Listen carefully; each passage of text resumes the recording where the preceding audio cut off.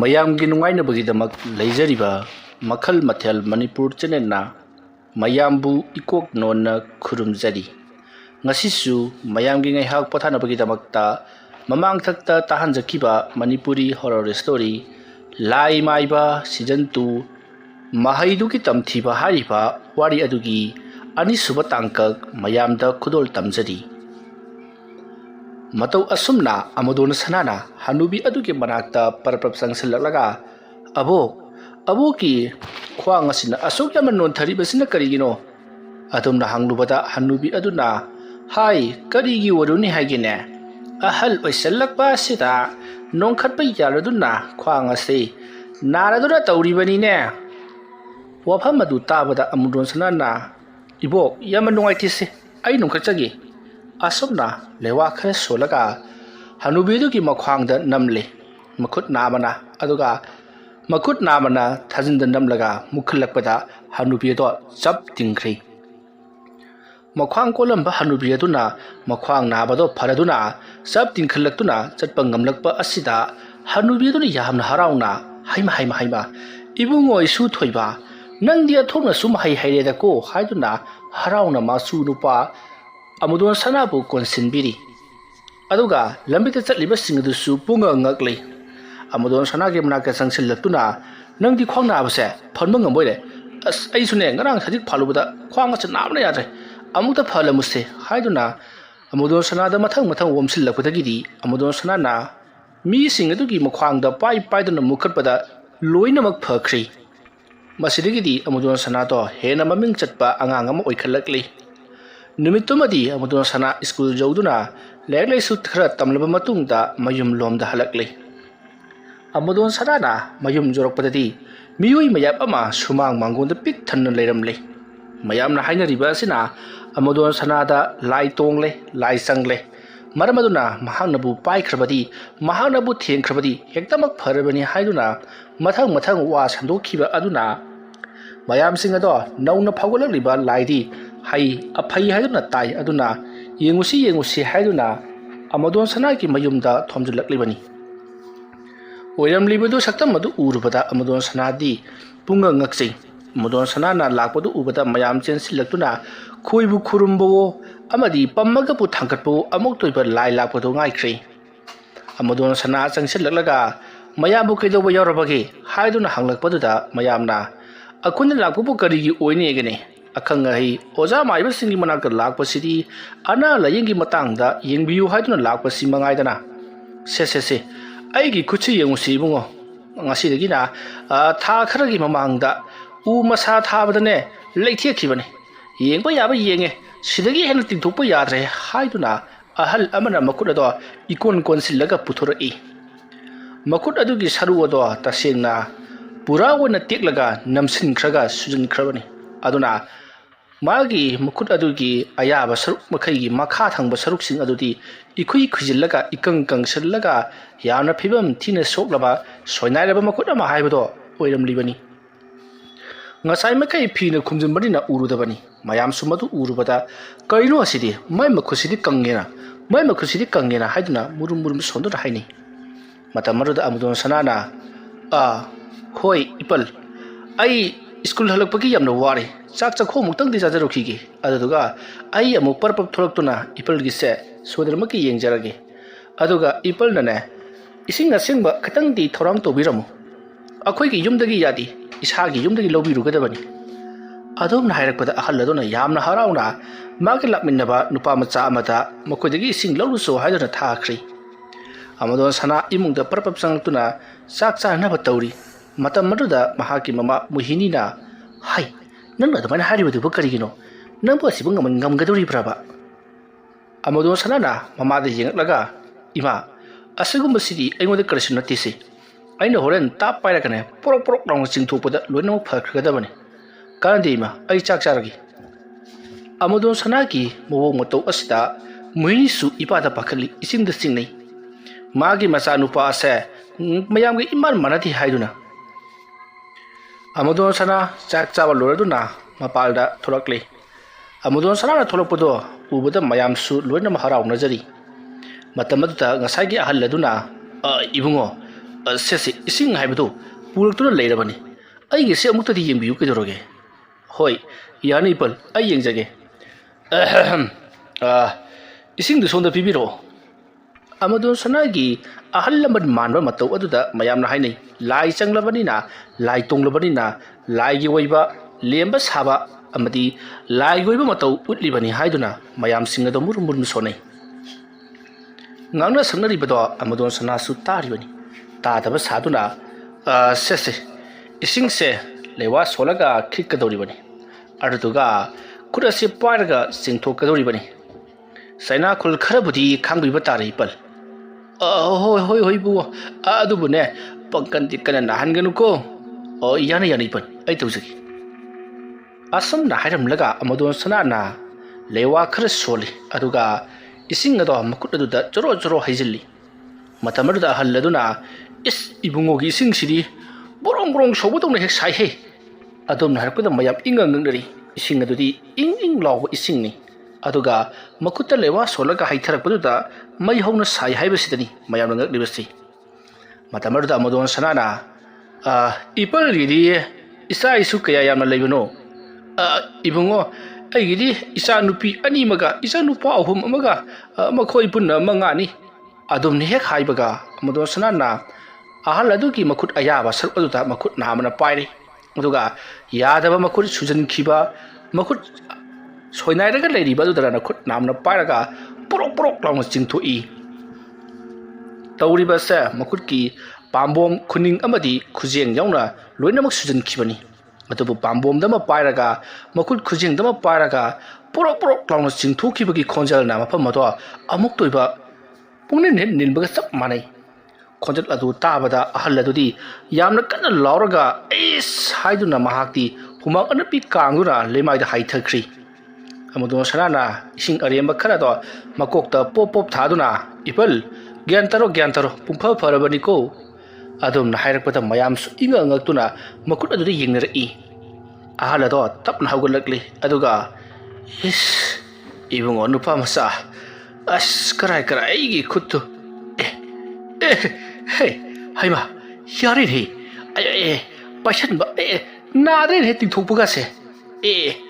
ꯌꯦꯡꯕꯤꯌꯨ ꯃꯌꯥꯝ ꯌꯦꯡꯕꯤꯌꯨ ꯏꯈꯨꯏ ꯈꯨꯏꯔꯝꯕ ꯑꯩꯒꯤ ꯈꯨꯠꯁꯤ ꯌꯦꯡꯉꯨꯅꯦ ꯍꯧꯖꯤꯛꯇꯤ ꯂꯣꯏꯅꯃꯛ ꯇꯤꯡꯊꯣꯔꯛꯂꯦ ꯈꯨꯠꯁꯥ ꯄꯨꯝꯅꯃꯛ ꯑꯁꯤ ꯀꯌꯥꯗ ꯃꯑꯣꯡ ꯇꯥꯔꯛꯂꯤꯕꯅꯣ ꯉꯥꯏꯍꯥꯛꯇꯪ ꯑꯁꯤꯗ ꯃꯇꯝ ꯑꯗꯨꯗ ꯑꯃꯗꯣꯟ ꯁꯅꯥꯅ ꯏꯄꯜ ꯃꯁꯤꯗ ꯊꯣꯏꯅ ꯉꯛꯅꯤꯡꯉꯥꯏ ꯂꯩꯇꯦꯗ ꯊꯤꯡꯂꯝꯕ ꯄꯟ ꯑꯗꯨꯅ ꯏꯁꯤꯡ ꯆꯦꯜꯂꯛꯂꯕꯗꯤ ꯂꯧꯄꯥꯛ ꯄꯨꯝꯅꯃꯛ ꯄꯨꯡꯁꯪꯕ ꯇꯥꯕꯅꯤ ꯑꯗꯨꯃꯥꯏꯅ ꯇꯧꯗꯨꯅ ꯉꯍꯥꯟ ꯃꯈꯩ ꯁꯨꯖꯜꯂꯒ ꯐꯨꯜꯂꯒ ꯊꯅꯝꯕ ꯁꯤꯡꯂꯤꯁꯤꯡ ꯑꯗꯨꯅ ꯃꯊꯧ ꯇꯧꯗꯨꯅ ꯆꯦꯜꯂꯛꯂꯕꯅꯤꯅ ꯑꯗꯨꯝ ꯍꯥꯟꯅꯒꯤ ꯈꯨꯠꯇꯨꯗ ꯂꯥꯛꯄ ꯇꯥꯕꯅꯤ ꯑꯗꯨꯕꯨ ꯏꯄꯜ ꯈꯨꯠꯁꯦ ꯉꯁꯤ 5-10ꯅꯤꯗꯤ ꯁꯤꯖꯤꯟꯅꯕꯤꯔꯨꯈꯤꯅꯨ ꯑꯔꯨꯝꯕ ꯌꯥꯡ ꯄꯥꯏꯕꯤꯔꯨꯈꯤꯅꯨ ꯆꯦꯠꯁꯟꯗ꯭ꯔꯤ ꯍꯥꯏꯖꯔꯤꯕ ꯑꯗꯨꯒ ꯑꯇꯩ ꯑꯌꯥꯡꯕꯗꯤ ꯀꯩꯝꯇ ꯀꯥꯏꯕ ꯂꯩꯇ꯭ꯔꯦ ꯄꯨꯡꯐ ꯐꯔꯕꯅꯤꯀꯣ ꯏꯄꯜ ꯏꯕꯨꯡꯉꯣ ꯌꯥꯝꯅ ꯅꯨꯡꯉꯥꯏꯔꯦ ꯑꯗꯣ ꯗꯈꯤꯅꯥꯁꯤ ꯀꯌꯥ ꯇꯧꯔꯝꯃꯨꯒꯦ ꯏꯕꯨꯡꯉꯣ ꯅꯪꯅ ꯍꯥꯏꯕꯗꯨ ꯄꯤꯅꯤ ꯏꯄꯜ ꯑꯩꯒꯤꯗꯤ ꯗꯈꯤꯅꯥꯒꯤ ꯋꯥꯐꯝ ꯂꯩꯖꯗꯦ ꯏꯄꯜ ꯂꯣꯏꯅ ꯄꯦꯟꯕꯤꯗꯨꯅ ꯑꯩꯒꯤ ꯑꯆꯥꯄꯣꯠ ꯆꯥꯅꯅꯕ ꯂꯨꯄꯥ 5-10ꯇꯪ ꯄꯤꯕꯤꯔꯝꯃꯨ ꯍꯣꯏ ꯀꯔꯤꯒꯤ ꯂꯨꯄꯥ 5-10ꯅꯣꯅꯦ ꯁꯦ ꯂꯨꯄꯥ 500ꯁꯤ ꯂꯧꯍꯧ ꯏꯕꯨꯡꯉꯣ ꯑꯍꯜ ꯑꯗꯨꯅ ꯌꯥꯝꯅ ꯍꯔꯥꯎꯕ ꯃꯇꯧ ꯎꯕꯗꯨꯗ ꯃꯌꯥꯝꯁꯨ ꯑꯃꯨꯛ ꯇꯣꯏꯕ ꯃꯥꯒꯤ ꯑꯅꯥꯕꯗꯣ ꯌꯦꯡꯅꯤꯡꯕꯅ ꯉꯥꯏꯉꯝꯗ꯭ꯔꯤ ꯑꯃꯗꯣꯟ ꯁꯅꯥꯒꯤ ꯃꯅꯥꯛꯇ ꯆꯦꯟꯁꯤꯜꯂꯛꯇꯨꯅ ꯑꯃꯅ ꯑꯃꯨꯛ ꯑꯩꯅ ꯑꯅꯤꯁꯨꯕ ꯇꯥꯕꯅꯤ ꯏꯕꯨꯡꯉꯣ ꯌꯦꯡꯕꯤꯌꯨ ꯇꯨ ꯁꯦ ꯑꯩꯒꯤ ꯏꯆꯥꯅꯨꯄꯤꯅꯤ ꯃꯁꯤ ꯉꯍꯥꯟ ꯁꯥꯏꯀꯜ ꯊꯧꯔꯒ ꯆꯠꯄꯗꯅꯦ ꯁꯥꯏꯀꯜꯗꯣ ꯂꯣꯡꯁꯟꯕꯗꯒꯤ ꯌꯦꯡꯉꯨ ꯇꯨ ꯃꯍꯥꯛꯀꯤ ꯃꯈꯣꯡꯁꯤ ꯈꯣꯡꯆꯦꯠ ꯑꯗꯨꯃꯛ ꯇꯥꯈ꯭ꯔꯕꯅꯤ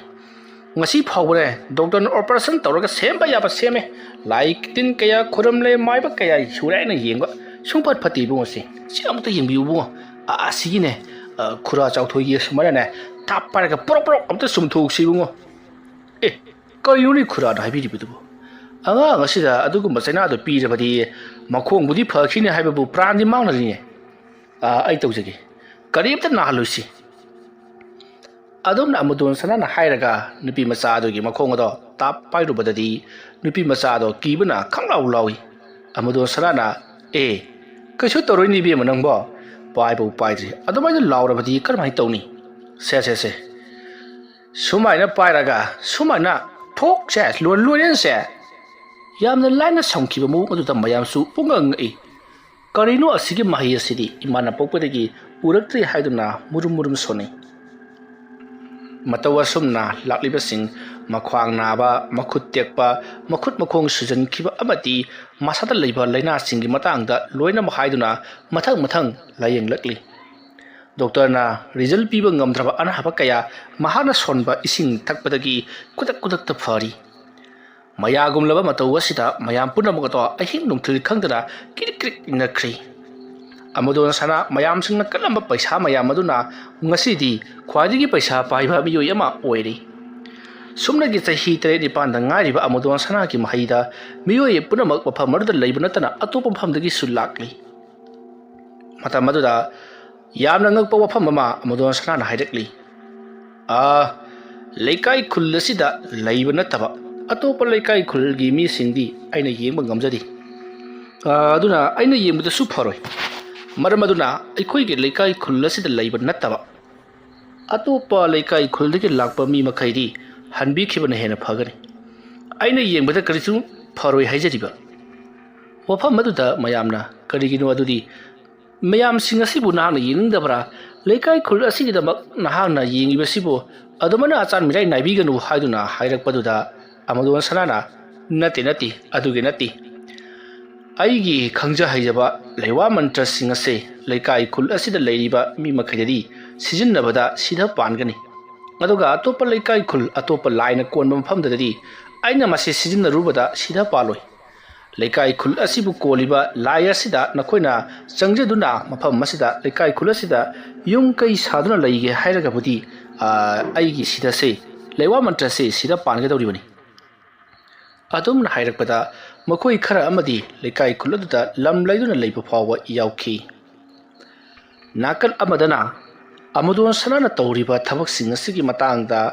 सोमदा खुल अदुगा थंगना लैरिबा कोरो हंजबसु वफम पुनमक तारिबनी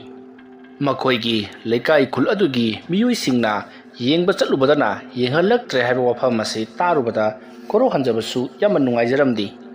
मरमदुना महाकी ममा ngankhalebida onsinदुना अमदोन सनाना येंबिरक्त्रबा अनाबा सिंगदो महाक अमुक्तंग लायेंजगी आइसु आइगी वखलदा थोलकपा लेवा मंत्र खरा लेजै मदो सिजिनरगा अमुक्तंगदी चांग येंजगी हाइरी वफम मदु ताबदा ngankhalebiना हाइ तानिंदेको अंगांग अदु ओरिबा नंगना माइबागी वखन खलकनु नपाबुंगसु माइबा अमा ओइरमबदगी लोकताक चखिबदगी हलक्खिरेदना मसी पुनमक असे अखोइना करी लालुबगिनो खंग्री मयाम हौदुना महाकपु उनरुनि हाइदुना चलुबदुसु करिसु कानबा फंगक्त्रे अदुमना हाइरकपदा कोरो हंजबना इमानबु याद्रबदी ऐ कैसु तरोइदा अदुबु अमदोन सनादुना कैगिनोबा अखोइगे लेकाइदा लैबा मी सिंगबुना येंगक्त्रिबदो मदो मागिदो कैनोमा तौबा माली वफम मदुदा ngankhalebiना कैनोमा तौखिरा तरोइदा मदुगी मतंगदने थोइना हेना खजलुनो असुमना हाइरगा ngankhalebiरी मचानुपा कोरो हंजबना हारिबा वफम मदुदा थोइना हेना खंजलुदी अदुबु कोरो हंजबना चिंगनबा अमदि लैखी अमदोन सनाना करिगिदमक्ता मखोइगे लेकाई खुलदुदा लैबा मी मखैदी लायेंगलगा अतोपा नाकंदगी लापा मिसिंग लायेंद्रिबसे करी मरमगिनो हाइबदो यामना खंगनिंखी मरमदुना महाक मसामक मखोंगोदो थुदियक चरगा महाकी मपु इबुंगोदा गिरिगिरि तक्तुना अमदोन सनादा येंगहलुगे हाइदुना वखल खल्ली मारा निंकिबदमक तौनबगिदमक सेंबा साबा हौखी करी करम तौरगा थुदियकसिगे हाइदुना खल्ली कोरो हंजबसु लाइटिंगे मरमदा खरा मखैदी खंगलिबनी मरमदुना महाकी मखोंग ओइ थंगबदो महाक मसामकना तौदुना खुनिंगदो क्रेक लैथेक्सदुना मखोंगदो खुनिंग नाथोखल्ली अदुगा महाक यामना कन्ना कन्ना कपखी कोरो हंजबना हौजिकता ngankhalebiga वारि सनरमलगा कन्ना लौरकपा कन्ना कपलकपदुदा करी तौरबा जानो हाइदुना ngankhalebi चेनसिलकपददी कोरो हंजबदो हौजिक सुमांगदा सानबदा मखोंग लैथेख्रे हाइदुना ममादा तमली कोरो हंजबगी मखोंगदु उरुबदा ngankhalebiदी मिहुन सातख्रे कइनो तौरिबसिरी हाइदुना कोइलाउ लाउरी मतमरुदा इबुंगो अमदि लैखम चेनसिलकले मपु मबेन चेनसिलकपा अदुदा कोरो हंजबसु माना निंकिबदो सोदरमकी थुंगलगनी हाइबसे खांगले मतमरुदा इबुंगोना हाइनो हाइबा कइनो तौरिबसिरी अखोइदि लोरेदना हाइ हाइ हाइ खुल थंगनबसिदा अमदोन सना हाइदना अंगांग नुपा मचा अमा लैयेदरा हाइ मासे सुगुम्बा लेथेक्पा खोटेक्पा सामबासे यामना हाइदना हाइबनी मागे मनाक्ता पुरगा अमुक्तंग येंगुद्रबदि याररोय अदना हाइ हाइ अमुक्ता येंगुनबा तौसिने असुमना हाइरकपदा कोरो हंजबनसु होय इपु मागे मनाक्ता चलगा अमुक्ता येंगबियो अय अमा नारेबा अदुमना हाइरकपदगी मखोयगे लेकाइगी मियोय अमनि तौदुना कोरो हंजबबु अमदोन सनागी मयुमदा पुदुना लाक्लै ngangkhalembisu yarokdibani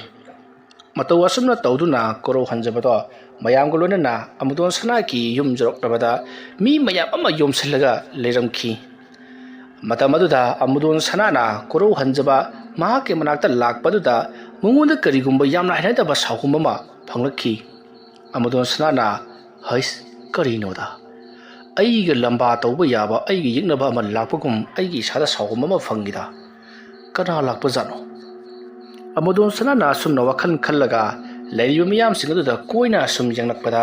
मयाम लैरिब अदुगी ख्वाइ मताइ थंग थंगना करिगुम्बा मंगाल अमा लैरिबदो अमुदोन सनाना उइ संध्या संगलकपा अददा अमुदोन सनाना मंगाल अमा लैरिबदो उबदगी अरुदा फमलिबदुबु कनानो सोमदा अमुता लाकपियु करि ओइना नाबनो हाइदुन हांगलकपदुदा कोरो हंजबा अमदी महाकी mama ngangkhalembi amadi mahaki mapu ibungo amadi mabok leikham aduga mahaka lakminaba miyoi kisingado pungangai atamnana koro hanjaba bu korokpa aduda matamaruda koro hanjaba do pusallakle aduga ibungo magi makhongsi leithi khramale amukta yengbiyu amadon sanana koro hanjaba da cha dawkhi yengi matamaruda koro hanjabana su amadon sana se mamang takta ukraba amadi mahaka yamna kanna khanakhiba miyoi amagumna munna yengi amadon sanana kamdong tawkhibano adumna hanglakpada koro hanjabana aina thawna thudiklibane wafam adu tabada amadon sana koro hanjabada phatjingkhalai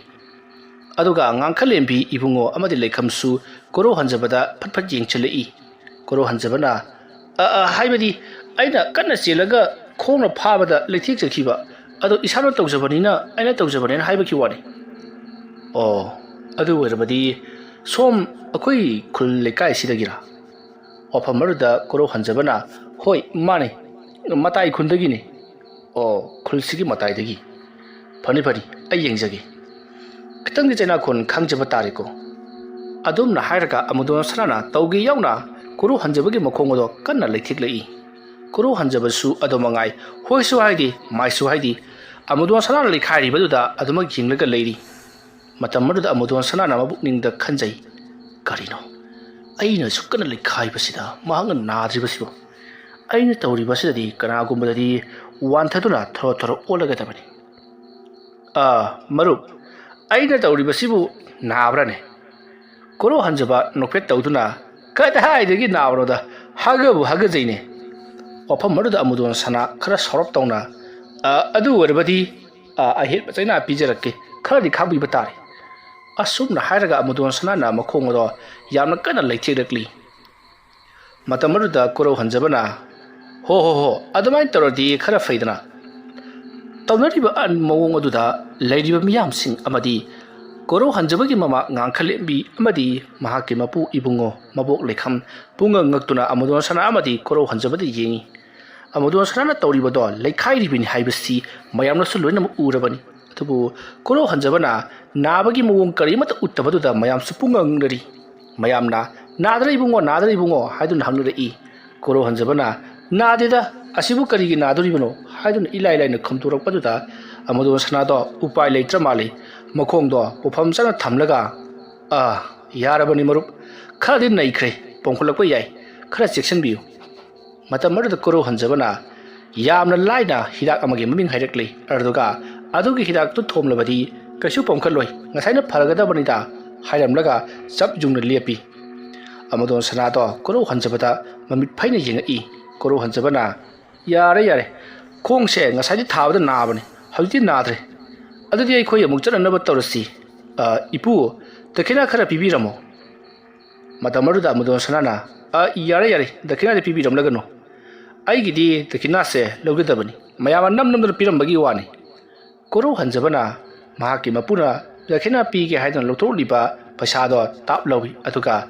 dakina katabase anaba do phati hainai adugi kachapani sawade silajare asumna hairaka leimaida top thami kuta piba tawhidi lebaka thamnai haiduda thamjabani ko asumna hairamlaga koro hanjaba bayangi mamang thaduna thokhi koro hanbagi matung induna ngangkhalembi ibungo leikham amadi atei bioi singsu inakhi amadon sanana paisaruda munna yeng aduga tama loksallaga adudi mathang kararo yengadabado sangbirao adumna hairakpada sangliba mioi aduna ibungo lakliba sidi khoi lekai khulgi minati atopa khuldagini atopa khuldi yengdi hairaga karigi mokoi yengkribano wafam maruda amadon sana mai hon saukri aduga namthak tawduna aingondagi yengthokhiba fai khangani maade aigi marupni aduge duk yengkhibagi wani aduga manasu leikai asidagi ne hairakpa aduda aine thajarure matungdi minam sori tawbasing aina lema tharoi asumna hairaga layengba hokhi koro hanjabado karigumba ma khanglabagum makhoi mayamado yumda parpap lai matamaduda ibungona hai nang mun khongdubu ngasai leikhaibudubu karimata nadabra haibani koro hanjabana nadadipu kisleba thabangati da asumna hainarado namakoi mayum lomda halakli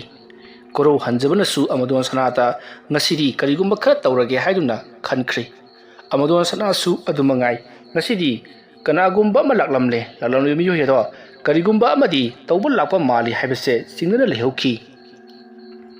wari asigi ani suba tangka patangas da loisenjari mathangi tangkak sinda kari kamdorokpage haibato mayam punamu ngaiminarasi wari loiselakpada mayamda karigumba pham amatang haijarangi ngarang thagat chakhiba wari asigi ahanba tangkak aduda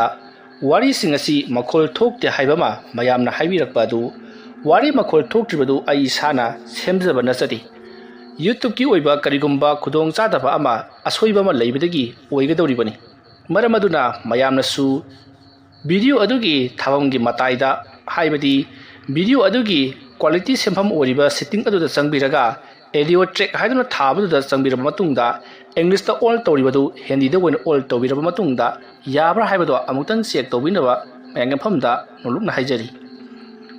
kamdogna semgadabano kamaya tawgadabano haibudusu ai video oina mayamgi mafamda hapjarake mayambu ahanba maktada khurumjari mayamna wari thaba matamda makhol thokte dana mayamna haibirakpadu sumana semgadabani mayam aina ju mamang thakta haijakhrabaneba ado sumana kaiguma wari thaba makhol thoktaba taragadi somgi mataida leiriba setting thabase sigi chakrama amade sumai nambiro adu kanoda audio track thabase sida sumana mung nambiro adugi matungda thai original na thabase english nataba mathaka leiriba thai original thabase sida sumana nambiro sangsilakpadadi adagi makhol dum thoni sarado leiramdre sumana tawraga amutang yengbiyo